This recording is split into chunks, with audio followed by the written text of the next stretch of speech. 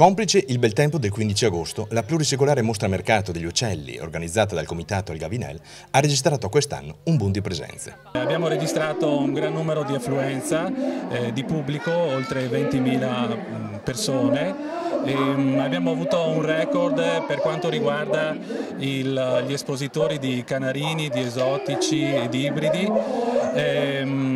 Oltre 400 canori iscritti. La scuola Paravicini, che normalmente era la sede espositiva, la nostra sede principale espositiva, quest'anno è stata chiusa per il restauro e quindi questo ci ha spinto a cercare altre aree espositive e quindi da qui è nata l'idea anche che poi è stata attuata, siamo riusciti ad attuarla anche per merito delle famiglie qui del Saravallese.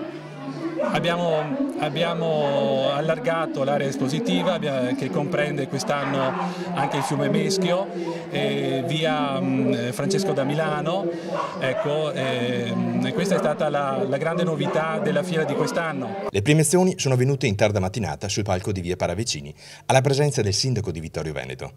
Nella stessa area ha riscosso grande interesse il Family and Dog Day, grazie anche alla presenza del gruppo cinofilo della Croce Rossa Italiana per la provincia di Treviso e alle dimostrazioni di agility dog, obbedienza, dog dance e freestyle andate in scena con il centro cinofilo Amici del Cane di Roncade.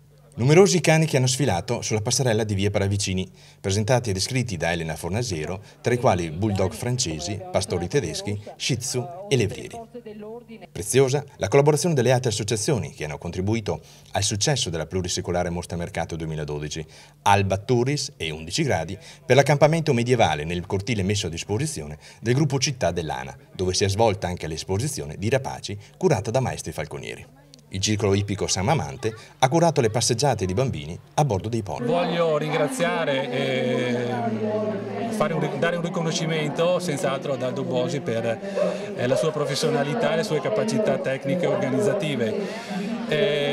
Ringrazio il dottor Comis per 51 anni di direzione, di presidenza del comitato e spero di poter continuare sulla linea di una manifestazione che anno dopo anno insomma, ha sempre avuto ottimi riscontri.